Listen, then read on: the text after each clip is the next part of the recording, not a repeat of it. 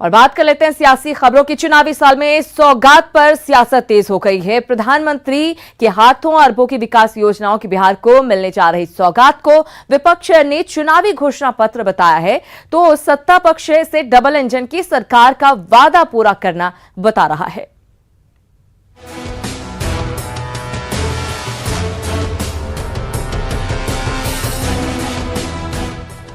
बिहार विधानसभा का चुनाव सिर पर है, लिहाजा सत्ता पक्ष बात विकास और तरक्की की कर रहा है।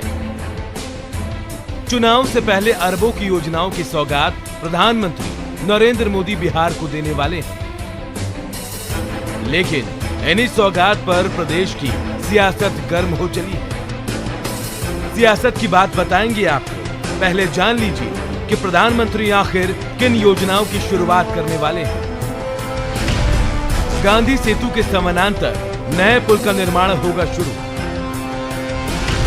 भागलपुर में विक्रमशिला सेतु का निर्माण कार्य होगा शुरू।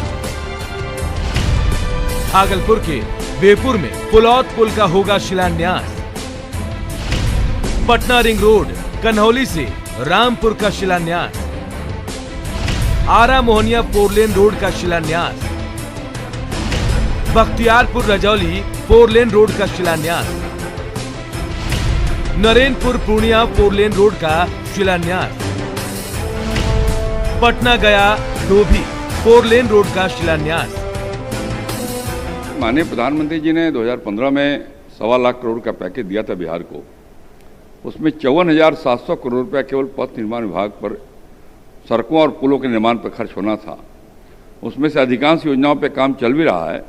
उसमें से 3 बड़े बड़े पुल और 5 सड़कें, इन सबके टेंडर अवार्ड होने की स्थिति में है और मुझे लगता है कि चुनाव के पहले इन सब योजनाओं में काम प्रारंभ हो जाएगा। जाहिर है चुनावी साल में योजनाओं के शिलान्यास और उद्घाटन पर बयानबाजी भी शुरू हो गई है। विपक्ष से चुनावी घोषणा बता रहा है, तो सत्ता पक्ष से डबल इंजन की सरकार का विकास बता रहा है।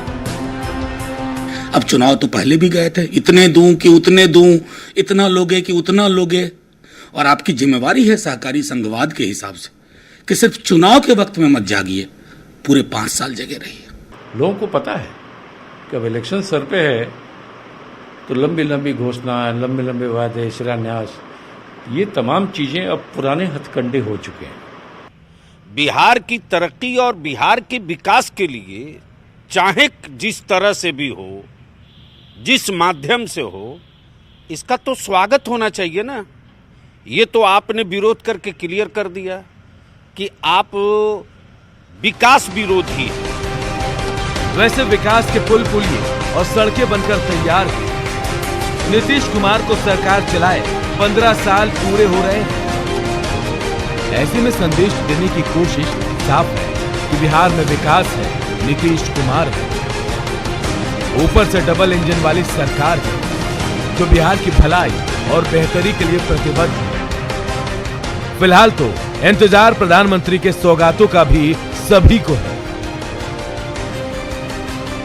न्यूज़ 18 के लिए दिल्ली से मितेश के साथ पटना से साकेत और आनंद अमृतराज की रिपोर्ट।